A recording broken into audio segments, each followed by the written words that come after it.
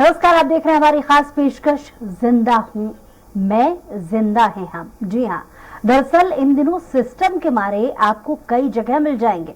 जी हाँ, मध्य प्रदेश में अजीबोगरीब मामला सामने आया है, जहां जिंदा इंसान ही खुद को सिस्टम के सामने जिंदा बताने के लिए पूरी और जोर आजमाइशें कर रहा है, पर उनकी गुहार सुनने वाला कोई नहीं है। ऐसे मामले में सिर्फ एक इलाके के ही नहीं बल्कि दूसरे कई इलाकों में भी इस तरीके के मामले सामने आते हैं, जिनके चलते लोग दर दर की ठोकरें खाने पर मजबूर हैं। शासन की योजनाओं को हासिल करने के लिए ये लोग परेशान हो रहे हैं। कुछ इसी तरीके का मामला विदिशा जिले के कोरवाई क्षेत्र में सामने आया, जहां ग्राम पंचायत खजूरिया जागीर में 10 जून को करीब 5 लोगों के नाम एसपीआर पोर्टल से मृत घोषित कर दिए गए थे, जिसकी जानकारी 18 जून को ग्राम पंचायत की सरपंच वर्षा राजपूत को मिली तो पता चला कि करीब 40 लोगों को पहले ही मृत घोषित किया जा चुका है, जिसकी जानकारी लगते ही क्षेत्र के लोगों में हड़कंप मच गया। इस बारे में सरपंच ने जनपद सीओ और थाना प्रभारी को आवेदन के माध्यम से ये बताया कि ग्राम पंचायत खजूरिया जागीर के एसपीआर पोर्टल पर पिछले कुछ दिनों से किसी अज्ञात व्यक्ति द्वारा अनाधिकृत प्रवेश किया गया है और उसी के डेटा से छेड़खानी की गई है और कुछ जीवित लोगों को मृत दर्शाया गया है। तो सरपंच ने आरोप लगाते हुए कहा है कि इससे मेरी छवि धूमिल करने का प्रयास किया गया है।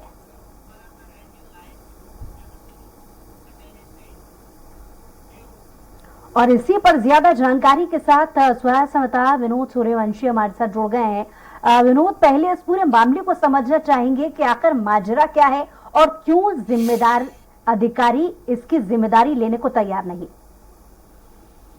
बिल्कुल, देखिए, अगर इस तरीके के मामलों की बात की जाए तो ये विदिशा जिले का पहला मामला नहीं है, क्योंकि कुछ दिन पहले लटेरी में भी ऐसा मामला सामने आया था, जहां लटेरी जनपद के अंतर्गत आने वाली ग्राम पंचायत उनासी कला की एक महिला जो है लगभग 2 महीने से अपने आप को जिंदा साबित करने के लिए दफ्तरों के चक्कर लगा रही है। दरअसल मामला तब सामने आया जब लाडली बहना योजना के अंतर्गत उस महिला का फार्म भरा जा रहा था और तब महिला को पता चला कि वो मृतक हो चुकी है कागजों में। इसके बाद उसने तमाम दफ्तरों में उसे जिंदा रखने के सबूत जो है देने के वो प्रयास लगातार कर रही है और इसी क्रम में उसने एसडीएम को जो है आवेदन देकर इस बात की कार्रवाई की मांग की है। हालांकि अभी तक उस मामले में कोई कार्रवाई नहीं की गई है। जी विनोद, इस संदर्भ में जब अधिकारियों से बातचीत की गई तो उनकी तरफ से कोई अभी तक स्टेटमेंट, अभी तक कोई प्रतिक्रिया सामने आई है? देखिए, लटेरी एसडीएम को जब शिकायत हमने की है, इसके बाद लटेरी एसडीएम ने जनपद सीओ को इस मामले में जांच कर कार्रवाई के आदेश जो है जनपद सीओ को दिए हैं और ऐसा ही एक मामला जो है वो आज कार्रवाई के सामने आ रहा है। जी, लेकिन बड़ा सवाल यहाँ पर यह भी उठता है कि मामला सिर्फ एकाध होता तो समझा जा सकता था कि इस मामले में ढुलमुल रवैया अपनाया भी जा रहा है, लेकिन सिर्फ 1 या 2 व्यक्तियों की बात नहीं, कुल 40 ऐसे लोग हैं जो अभी तक इसी तरीके से अपने आप को जिंदा साबित करने की कोशिश कर रहे हैं। बिल्कुल, देखिए, अगर कुरबाई की हम बात करें तो कुरबाई के सरपंच का ये कहना है कि उनके जो पोर्टल पे है किसी ने अपेक्षा किया है और उनकी छवि को धूमिल करने का प्रयास किया जा रहा है। हालांकि लटेरी का ये मामला जो हम देखना चाहेंगे, क्योंकि जो महिला है 27 साल की सुशीला बाई, उसे लगभग 2 साल पहले उसके समग्र आईडी में उसको मृतक घोषित कर दिया, जिसकी वजह से उसे सरकार की किसी भी योजना का लाभ नहीं मिल पा रहा है। उसकी 4 साल की बच्ची भी है और महिला गर्भवती भी है और इस तरीके के मामले जो है लगातार सामने आते हैं तो सरकार और सरकार के सिस्टम पर जरूर सवाल खड़े होते हैं, क्योंकि जिम्मेदारों की निगरानी में इस तरीके के जो मामले सामने आते हैं वो कहीं ना कहीं बड़े दिल को झंझोर देने वाले मामले सामने आते हैं। विनोद, क्योंकि इस पूरे मामले को आपने करीब से देखा है, लोगों से भी बातचीत की है और संबंधित जो अधिकारी हैं उनसे भी बातचीत की है, सबका अलग अलग एक जो है फॉर्मेटेड वो जवाब देते नजर आ रहे हैं।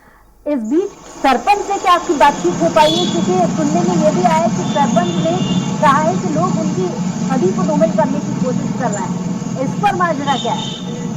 बिल्कुल, देखिए, हमारी सरपंच से बात नहीं हो पाई है। हम लगातार कोशिश सरपंच से बात करने की कर रहे हैं। जैसे ही हमारी बात होती है और जो नया अपडेट इस मामले में आएगा वो हम दर्शकों को जरूर दिखाएंगे, लेकिन फिलहाल में सरपंच का यही कहना है कि उनकी छवि को जो है धूमिल करने का प्रयास किया जा रहा है। लेकिन ऐसा आरोप वो लगा क्यों रहे हैं? देखिए कहीं ना कहीं लगातार लगभग 40-45 लोगों को जो कागजों में मृतक घोषित कर दिया, वो कहीं ना कहीं बड़ा मामला है। और इस मामले में किसी वरिष्ठ अधिकारी या राजनीतिक लोगों का भी कोई प्रतिक्रिया अभी तक सामने नहीं आई है। हालांकि देखने वाली बात यही होगी, क्योंकि सरपंच ने भी थाने में शिकायत दर्ज कराई है इस मामले की कि उनकी जो छवि है वो धूमिल करने का प्रयास किया जा रहा है।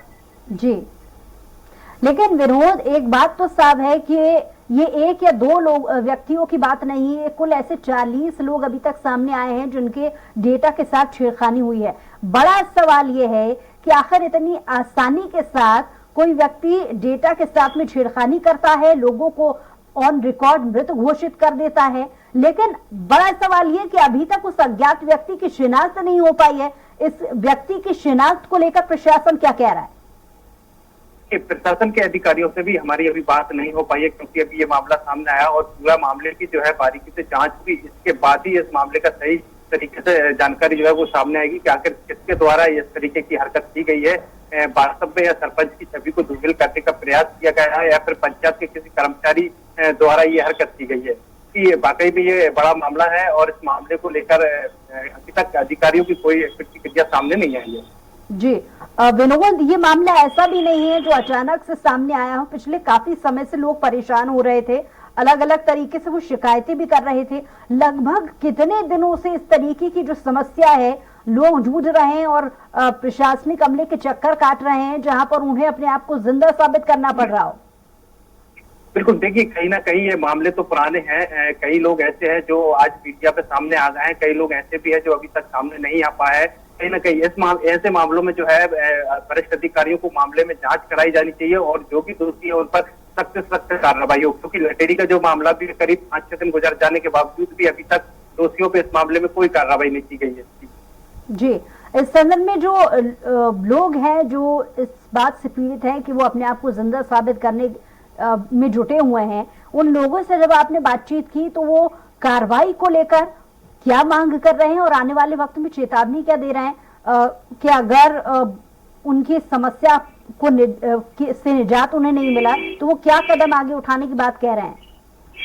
देखिए उनके नाम जो है पोर्टल पे स्वर्गीय उनके नाम के आगे जो लिखा हुआ आ रहा है, उस संबंध में हमारी लोगों से भी बात हुई है और जो पंचायत कर्मचारी हैं उनसे भी बात हमारी हुई है। उसका ये कह रहे हैं कि गलती से ये चीजें हो जाती हैं कभी कभार, लेकिन उसमें सुधार भी हो जाता है। लेकिन अभी तक लटेरी की जो महिला है वो करीब 2 महीने से घूम रही है और अभी तक उसके आईडी में जो है वो सुधार नहीं हो पाया है, क्योंकि उसकी आईडी में स्वर्गीय लिखा हुआ आ रहा है, जिसकी वजह से उसे शासन की किसी भी योजना का लाभ नहीं मिल पा रहा है। चलिए, पुरवाई से भी हमारे साथ संवाददाता जफर जुड़ गए हैं।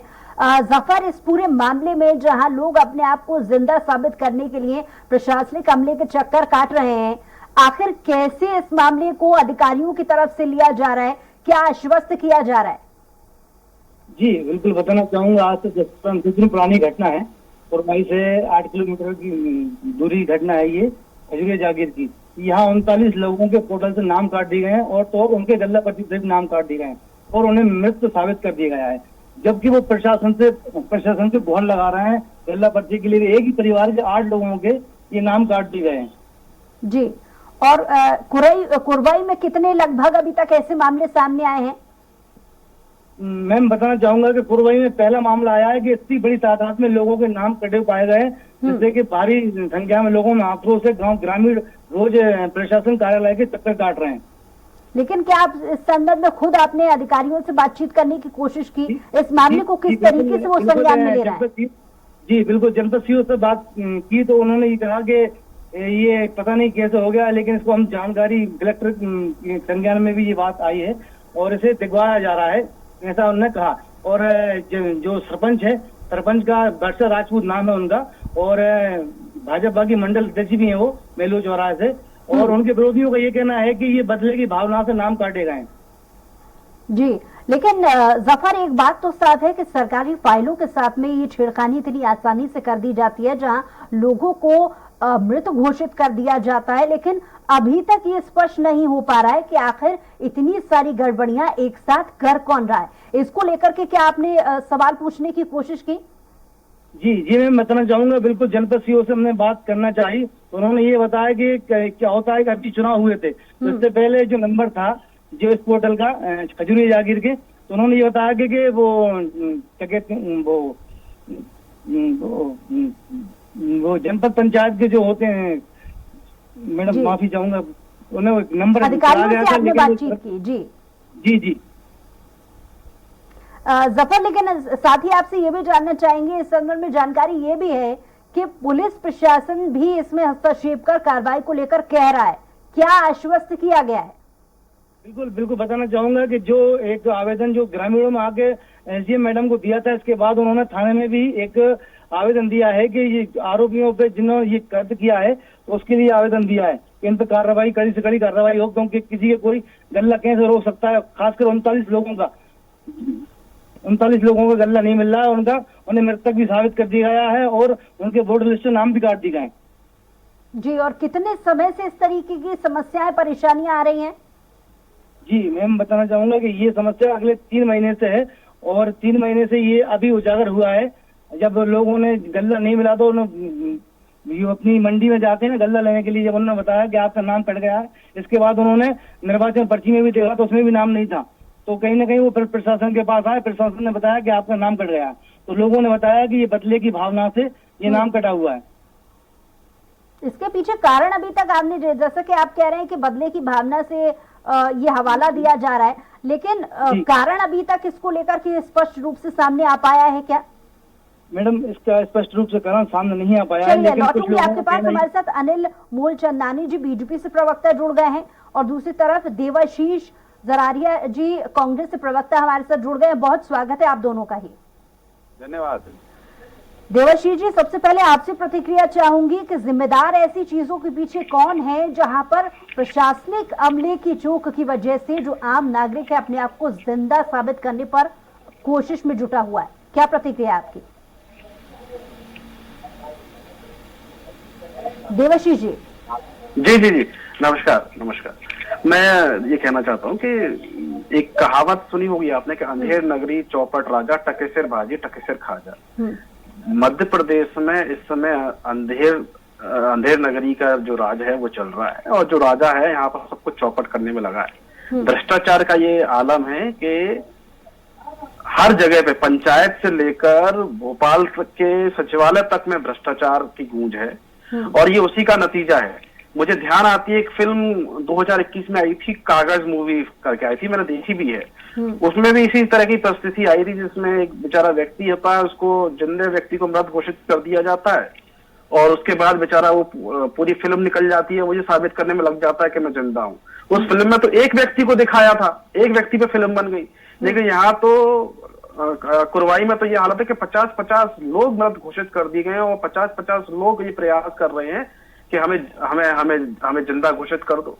निश्चित तौर पर ये बहुत बड़ी लापरवाही है और इसमें निश्चित तौर पर भ्रष्टाचार की बू आ रही है।